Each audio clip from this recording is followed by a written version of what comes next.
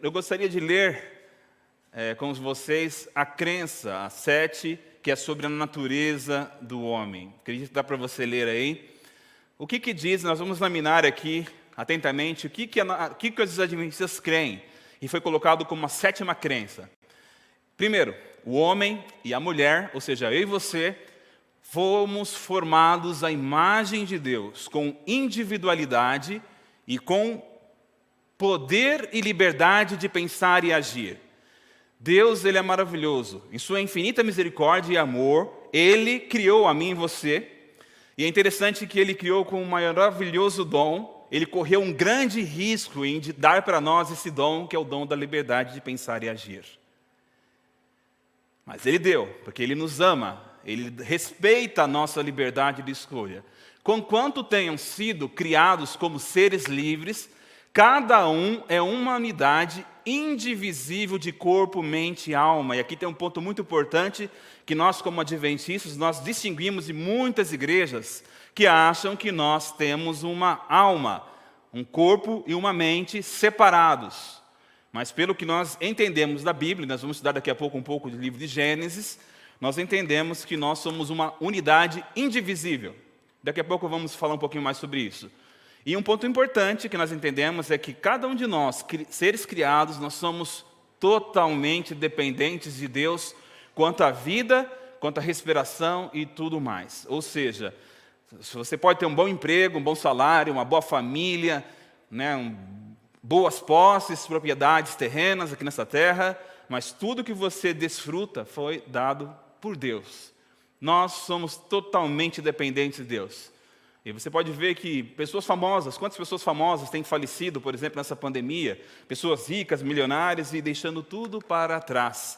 Todos nós somos dependentes de Deus quanto à vida, quanto à respiração e tudo mais. A crença continua dizendo o seguinte: quando nossos primeiros pais desobedeceram a Deus, você conhece a história, Gênesis capítulo 3, eles negaram a dependência que eles tinham de Deus e caíram de sua elevada posição abaixo de Deus. E hoje nós também sofremos com relação a essa queda dos nossos primeiros pais, Adão e Eva. A imagem de Deus neles foi desfigurada e tornaram-se sujeitos à morte. É por isso que eu e você estamos sujeitos à morte. A morte é um intruso, assim como o pecado é, mas infelizmente é possível que muitos de nós tenhamos que passar por esse dano da morte. Seus descendentes partilham dessa natureza caída e de suas consequências. Todos nós, vamos ver aqui também nessa noite, inclusive o bebê mais lindo, maravilhoso do mundo, quando nasce, ele já herda essa natureza caída, pecaminosa e as suas consequências. Nascem com fraquezas e tendências para o mal. Mas, louvado seja Deus que nós temos esse mas Deus em Cristo, Ele reconciliou, Ele trouxe a paz consigo, o mundo, e por meio de seu Espírito, Ele restaura nos mortais penitentes, aqueles que se arrependem, a imagem do seu Criador. Louvado seja Deus por isso. Criados para a glória de Deus, eles são chamados para amá-lo, amar a Deus e uns aos outros, e uma responsabilidade que às vezes a gente esquece, que é cuidar do ambiente.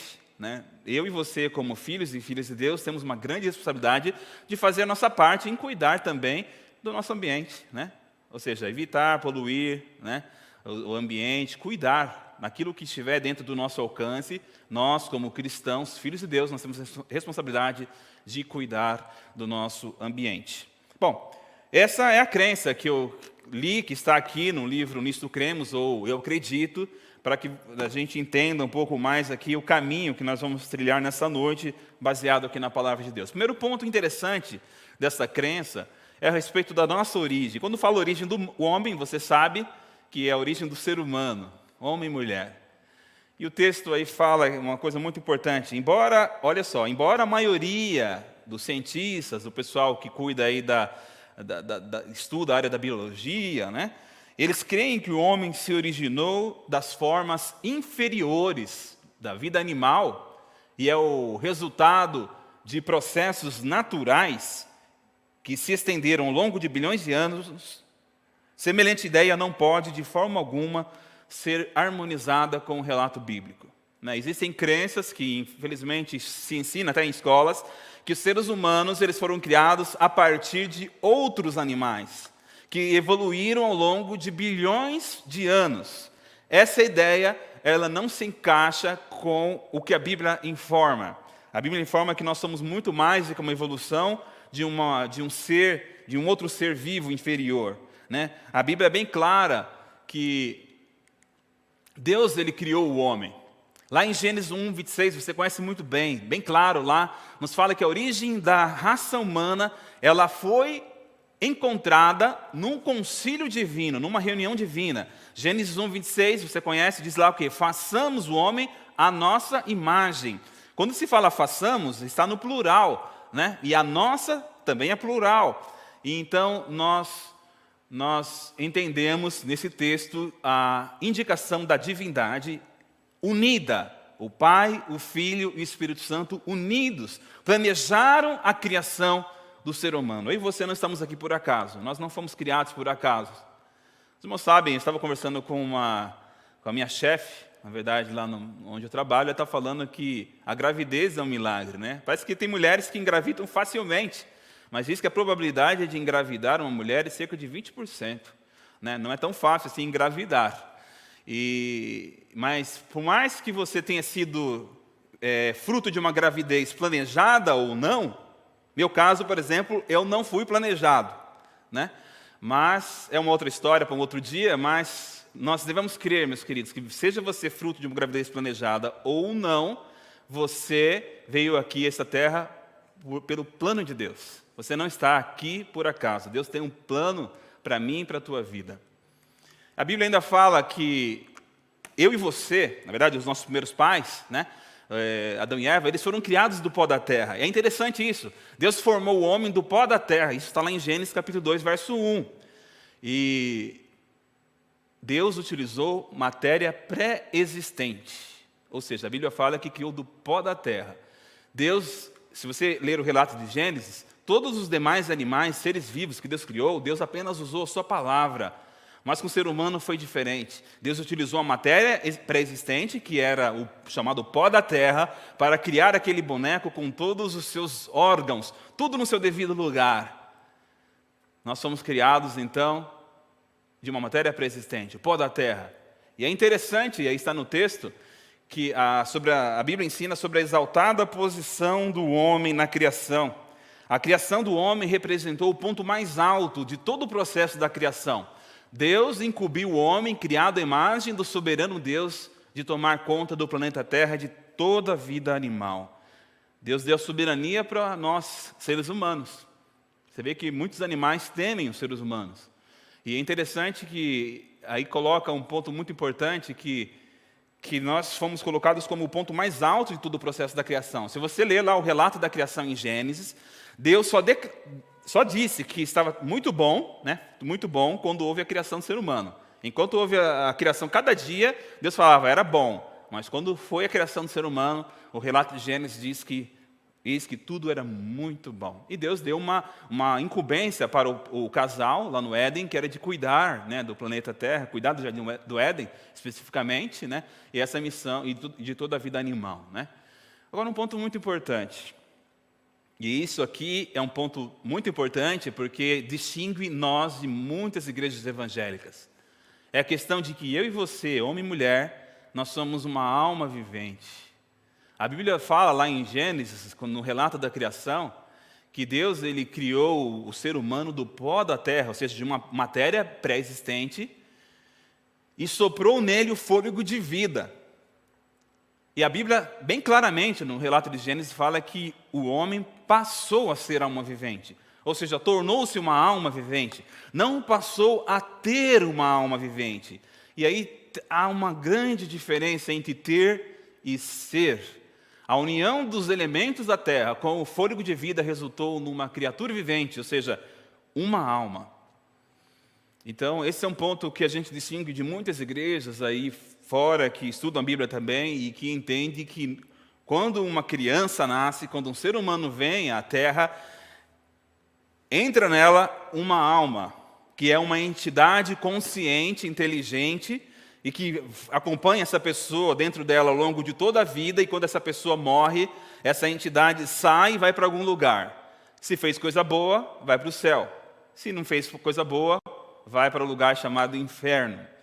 Não é isso que entendemos de acordo com o Gênesis. Gênesis é bem claro, fala que Deus criou o homem do pó da terra, soprou nele o fôlego de vida, que o que é o fôlego de vida? Também não é uma entidade consciente.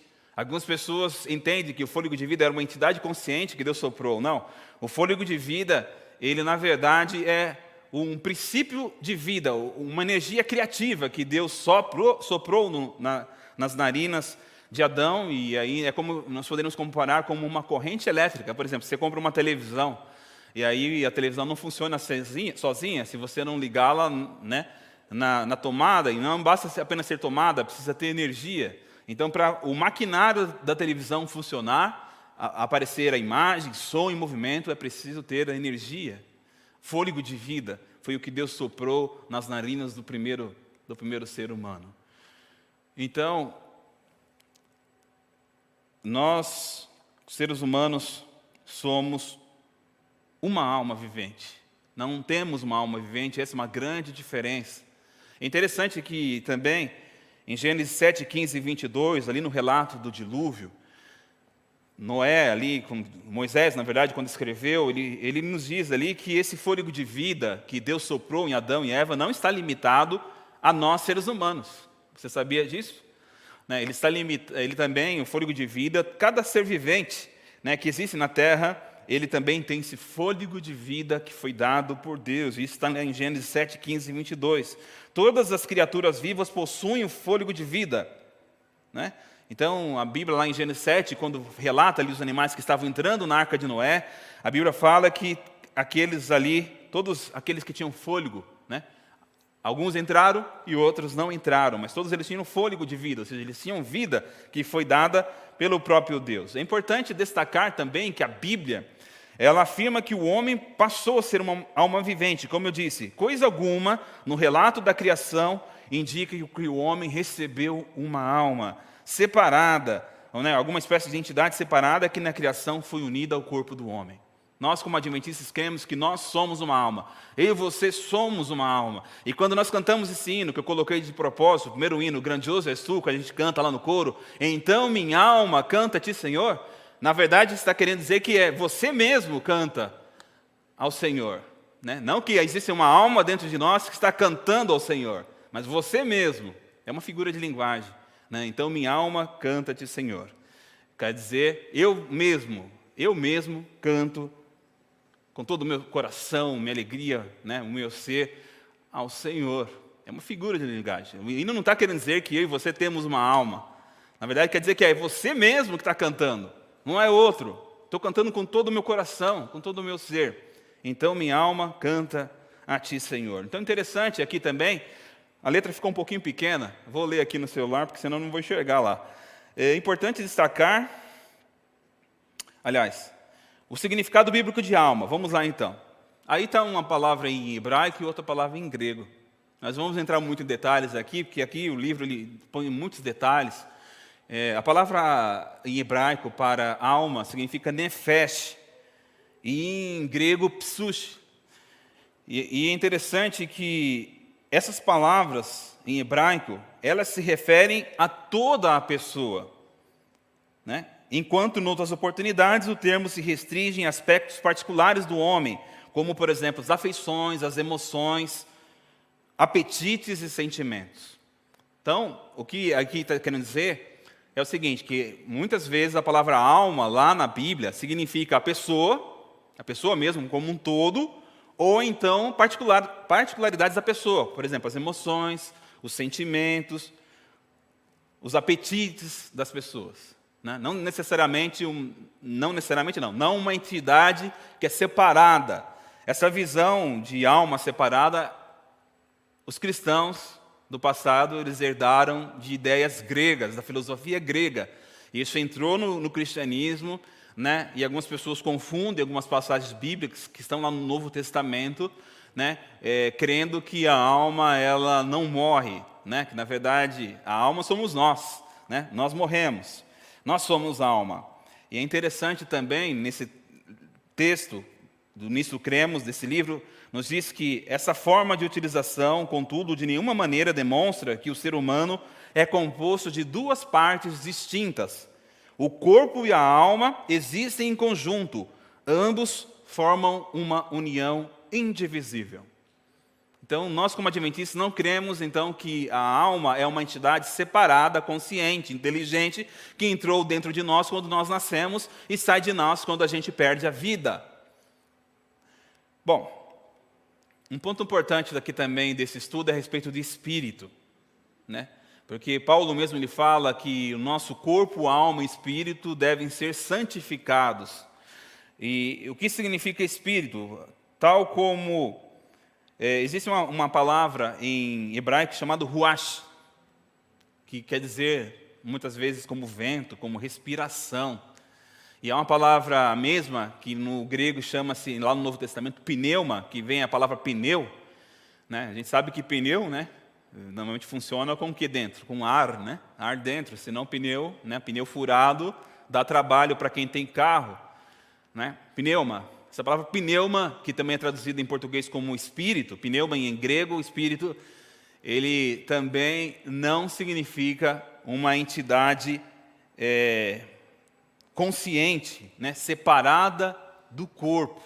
Na verdade, as palavras no Novo Testamento e Antigo Testamento, na maioria dos casos que a Bíblia cita aqui, que refere-se a ruach, lá no Antigo Testamento, o pneuma, ela tem muitas vezes a ver com respiração, o respirar, o ato de respirar, a vida, a energia que Deus, né, a energia vital que Deus coloca em cada um de nós. Quando a gente perde a respiração, né, quando a gente falece, a gente perde esse ruach, né, ou seja, a gente perde a vida, o fôlego de vida volta para Deus, como diz o livro de Eclesiastes.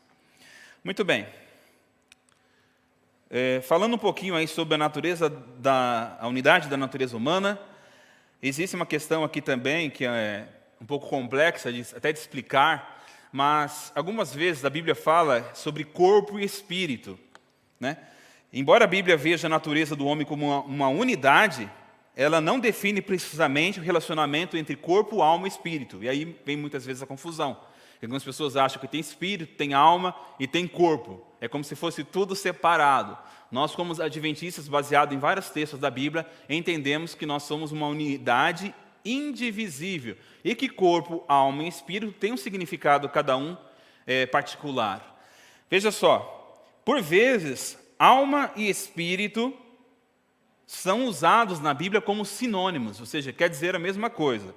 Em certo momento, o homem é caracterizado como corpo e alma, como lá em Mateus 10, 28.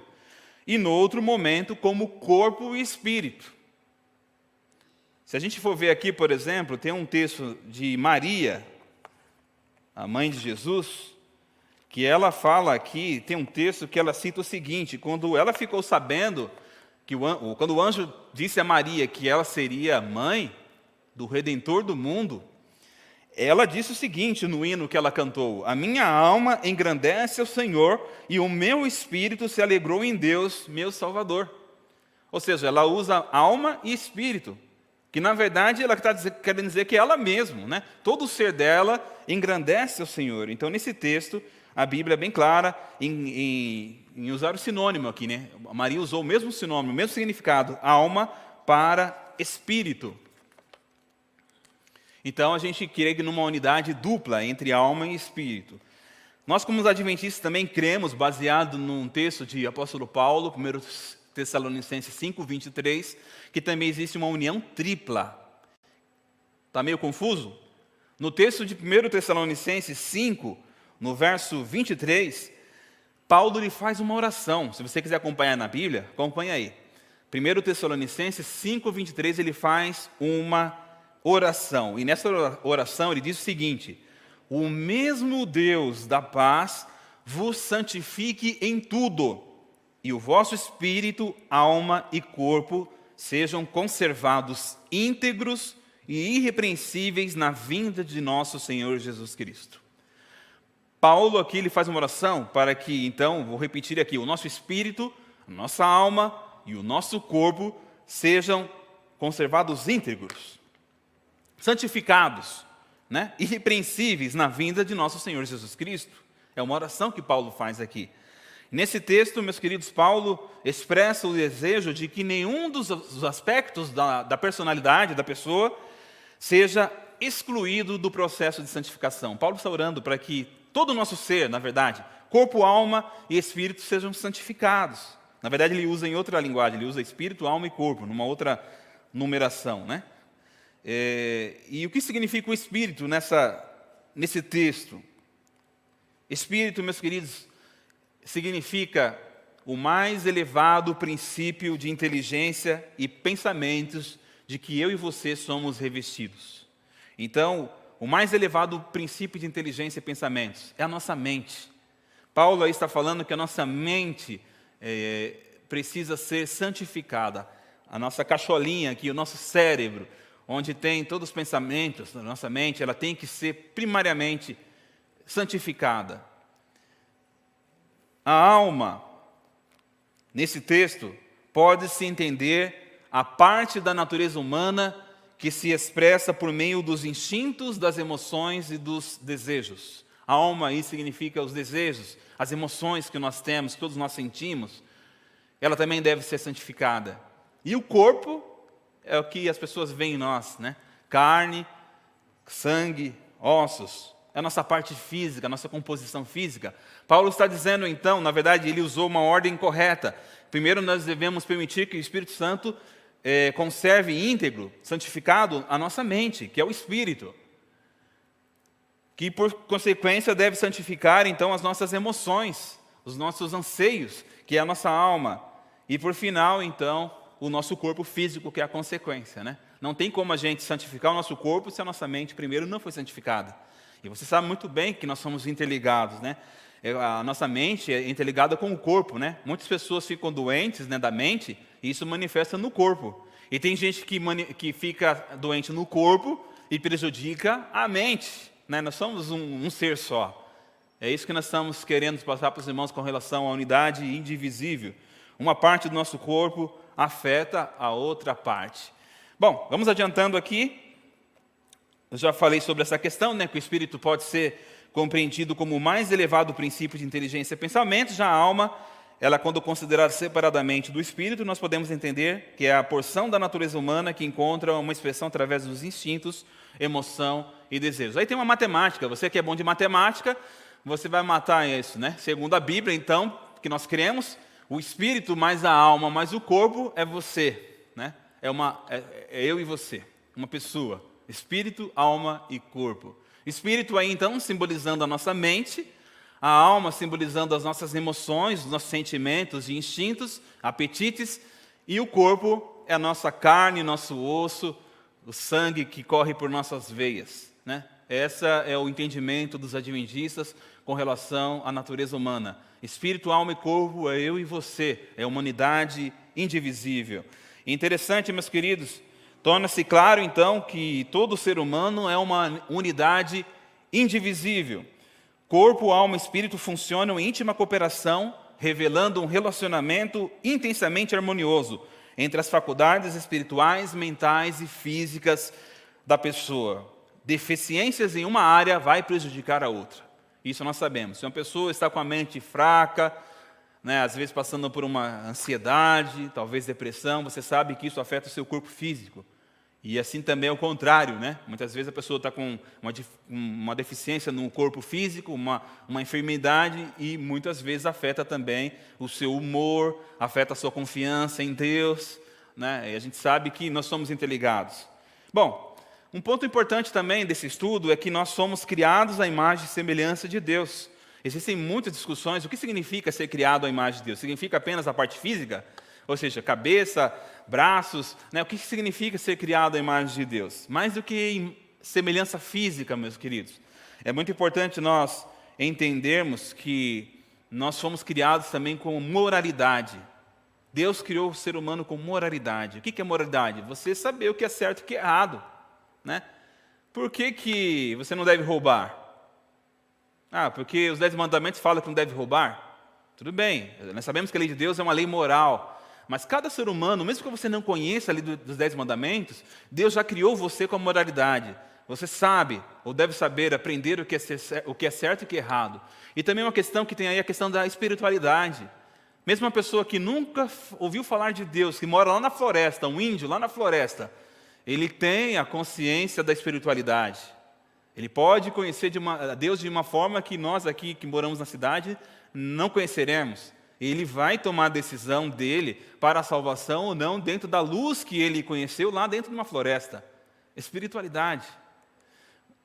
Isso tudo nós herdamos do quê?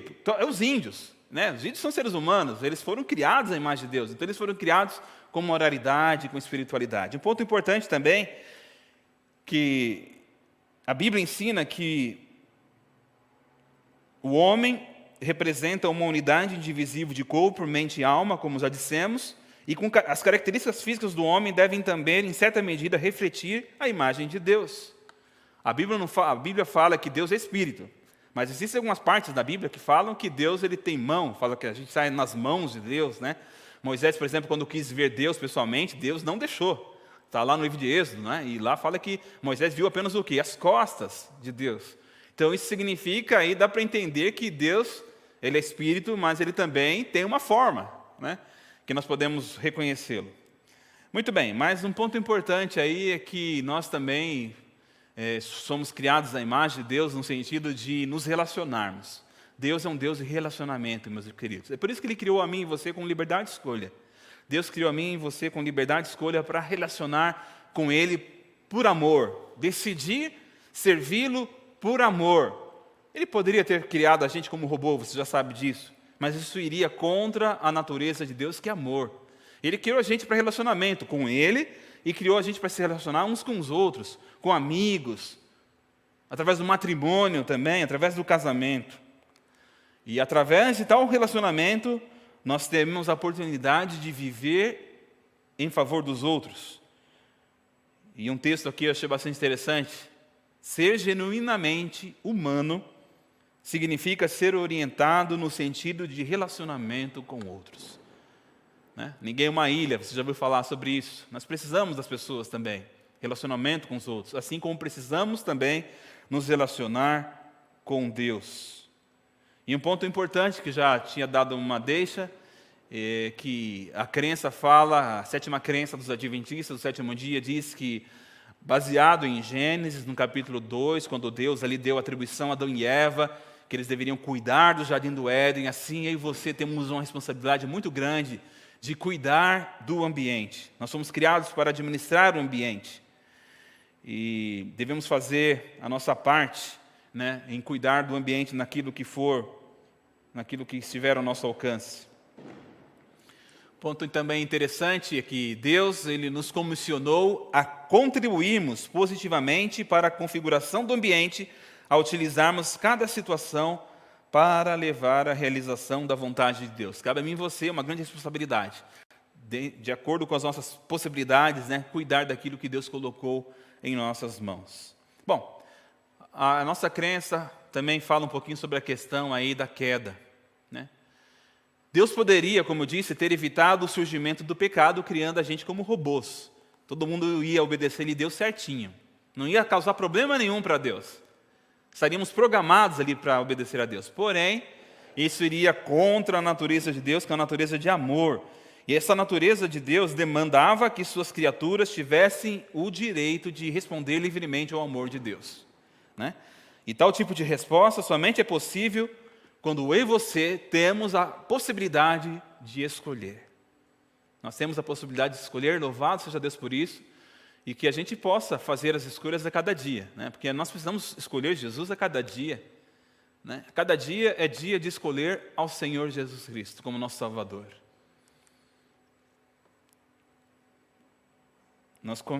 Infelizmente, nós vemos aí que Eva, confiando em seus sentimentos, naquela prova que está lá em Gênesis 3, ela acabou, em vez de confiar na palavra de Deus, Eva, como diz o texto aí, rompeu o relacionamento com Deus, a dependência com Deus, e a queda da raça humana, quer em sua primeira experiência, quer em todas as oportunidades, foi caracterizada pela quebra da fé em Deus e em sua palavra. Infelizmente, o ser humano saiu ali perfeito das mãos de Deus, você conhece a história, e infelizmente por decisões, livre-arbítrio, o que aconteceu? Acabou caindo. E aí as consequências foram imediatas. A primeira consequência do pecado foi a alteração da natureza humana. O ser humano tinha a natureza amorosa, e infelizmente começou a natureza não amorosa, egoísta. Acabou isso afetando os relacionamentos entre as pessoas, entre Deus, entre nós e Deus, e entre o relacionamento entre Adão e Eva. Então foram consequências imediatas que surgiu, a nossa natureza pecaminosa. A Bíblia ela fala aí, meus queridos, estou indo ao final, ela fala uma definição de pecado, O pecado é a transgressão da lei, lá em 1 João 3,4 fala sobre isso. É uma falha nas ações de qualquer um que sabe que deve fazer o bem e não faz. Tiago 4,17, bem como tudo que não provém de fé é pecado. Também é uma passagem bíblica que está em Romanos 14, 23. Então, quando a gente não confia em Deus, a Bíblia fala que nós estamos pecando. Então, nós deixamos de depender de Deus. Essas são as consequências imediatas. E também o pecado, ele trouxe culpa. Você conhece a história, Adão e Eva, por exemplo, quando pecaram, a primeira coisa que eles sentiram foram vergonha, culpa, E você que já pecou, todos nós somos pecadores, a gente sente mesmo culpa, pelo pecado que nós cometemos. E sob a perspectiva da Bíblia, a culpa, ela significa que alguém que cometeu o pecado está sujeito à punição, ao castigo, a alguma consequência. Isso tudo, infelizmente, nós herdamos dos nossos primeiros pais. E o ponto importante, aí não dá para ver a figura, mas na figura desse slide teria um coração totalmente sujo. É a nossa mente. A nossa mente, na verdade, ficou suja. Nós herdamos o centro de controle que é a nossa mente, Ela acabou ficando suja devido, no caso, ao que nós herdamos, a natureza pecaminosa, É o que nós chamamos de mente. A Bíblia fala lá em Provérbios 4:23 que do nosso coração, que na verdade não é o coração, é da nossa mente, é que procedem as saídas da vida. Tudo que a gente faz procede das nossas mentes. E é importante que a gente busque a Deus de coração, toda a nossa alma, do nosso ser, para que essa mente seja purificada, Porque muitas vezes a gente está ali e acaba pensando em coisas ruins, egoístas, maldade, injustiças, Tudo isso porque nós herdamos aí uma natureza pecaminosa. Que Deus tenha misericórdia de cada um de nós, A Bíblia fala também de uma pecaminosidade universal. A história revela que os descendentes de Adão compartilharam da pecaminosidade de sua natureza. Todos nós, então, por conta daquele erro, Adão e Eva, desconfiaram de Deus, descreram da palavra de Deus, pecaram e isso, então, espalhou por toda a humanidade. Todos nós nascemos pecadores, inclusive até uma criança, ali tinha uma foto de uma criança linda, recém-nascida, mas não vai ser possível, mas imagine aí a criança linda, maravilhosa. Há uma discussão se a criança, o bebezinho, ela herdou a pecaminosidade dos pais ou ela adquiriu? Ela recebeu como presente, vamos dizer assim, Que presente, Uma pecaminosidade, ou ela adquiriu isso conforme vai crescendo e vai imitando os seus pais.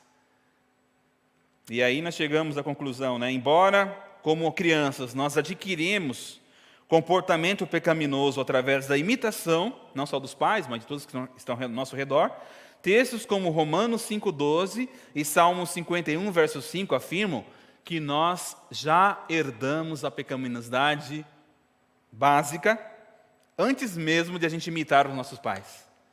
Por mais que seja lindo o bebezinho ali, ele já vem com o chip do pecado, vamos dizer assim, numa linguagem mais moderna. Ele já vem com a pecaminosidade, infelizmente. Porém, há um raio de esperança. Louvado seja Deus. Uma vez eu conversando com um jovem, ele estava achando muito injusto. O que eu tenho a ver com a escolha de Adão e Eva?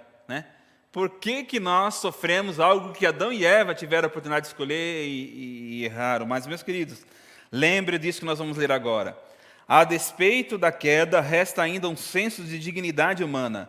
Embora obliterada, escurecida, a semelhança divina não foi completamente extinta em mim e você. Embora decaído, corrupto, pecaminoso, o homem ainda é o representante de Deus aqui nessa terra. E é interessante que existe o que a Bíblia chama de o concerto da graça. Deus firmou um concerto por ocasião da queda do ser humano. Nós não estamos aqui assim, sem esperança. A Bíblia fala ali que antes, que de Deus pronunciasse a punição que deveria cair sobre o casal, lá em Gênesis 3,15, ali havia a esperança, a promessa de esperança em Gênesis 3,15. Deus apresentou ao casal a promessa de esperança que um dia Cristo viria a esse mundo e morreria por mim, por você, por toda a humanidade.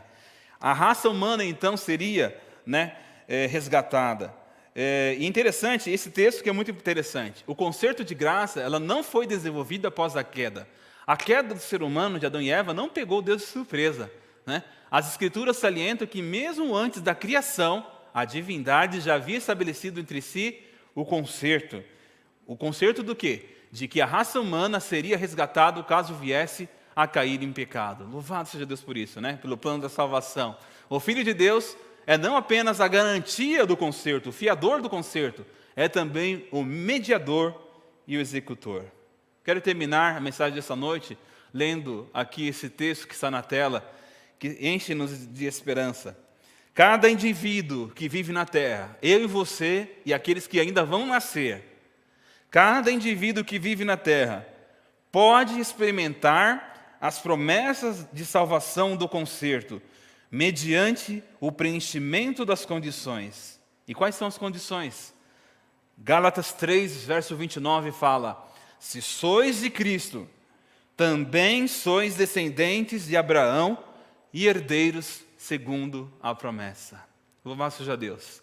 Se eu e você somos de Cristo, se eu e você decidimos pela liberdade de escolha que Deus dá para mim e para você a cada dia, e você escolheu ser de Cristo, nós temos essa esperança, essa confiança de que nós seremos e somos herdeiros de Deus, herdeiros da promessa que Deus fez a Abraão lá no passado, a promessa da vida eterna. Não é maravilhoso isso? Nós temos dois caminhos a escolher, dois caminhos a seguir. Deus coloca para mim e para você o caminho da salvação e o caminho da perdição a cada dia. Que escolha que eu e você estamos fazendo a cada dia? Que escolha eu e você vamos fazer essa noite? Nós vamos cantar o próximo hino, que é um hino de decisão. Mas essa é uma decisão boa. E espero que essa decisão seja positiva na minha e na sua vida. Que eu e você possamos, ao cantar esse hino, possamos reafirmar nosso compromisso. Eu e você somos Jesus. Vamos cantar esse hino.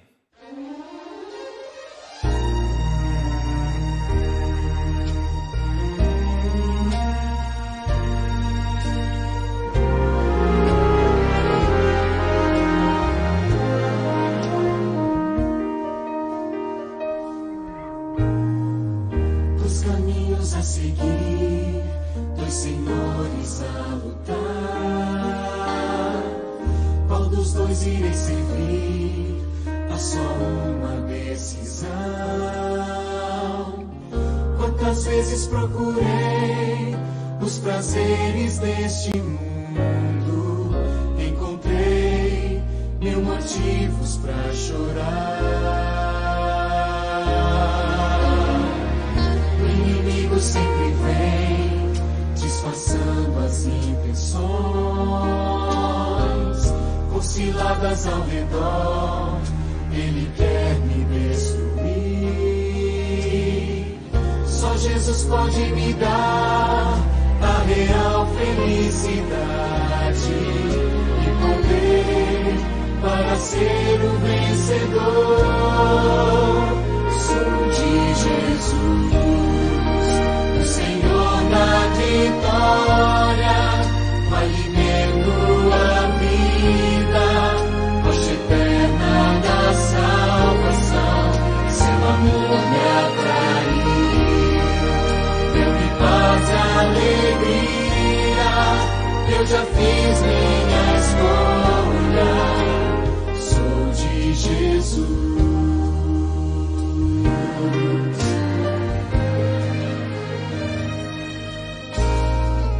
Decide testemunhar, mesmo em forte provação, rejeitando pela fé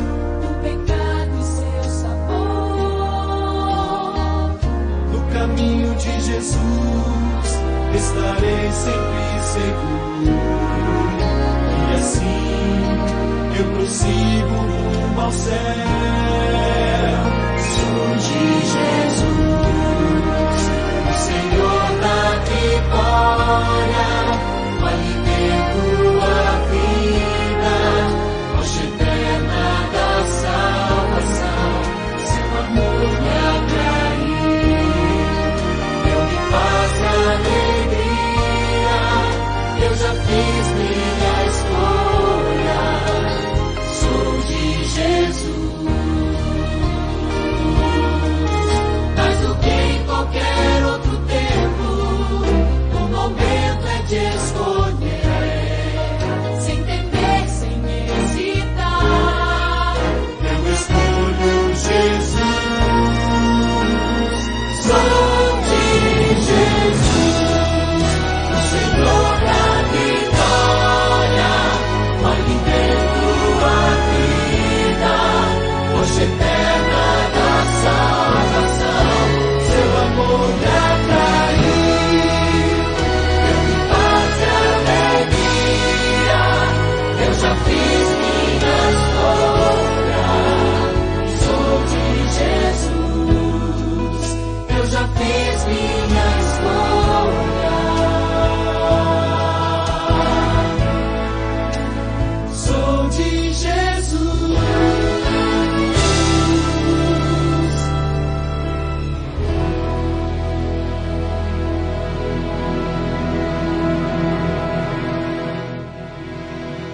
Amém? Meus queridos irmãos e irmãs, você já fez sua escolha aí em casa?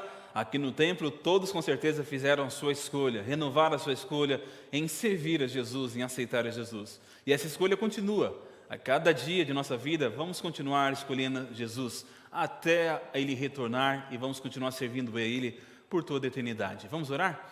Querido bom Deus, obrigado pela Tua palavra revelada, obrigado por esses momentos, minutos que nós tivemos aqui estudando-a e louvamos o Teu nome, porque mesmo nós aqui, herdando essa natureza pecaminosa, o Senhor não nos deixou sozinhos, o Senhor dá o poder para cada um de nós vencer em Cristo Jesus, o nosso Senhor. Nos ajuda a fazer as nossas melhores escolhas. O pecado não tirou de nós o direito de escolher, a liberdade de escolha. Nós temos o direito ainda de poder te escolher como nosso Salvador e Redentor. Podemos escolher a salvação em lugar da perdição. Louvado seja o Teu nome por dar-nos essa oportunidade. E que cada um de nós estamos ouvindo essa oração, os nossos amigos, nossos queridos, familiares, os nossos parentes, os nossos colegas de trabalho, que todos eles também façam uma melhor escolha, escolher seguir ao Senhor.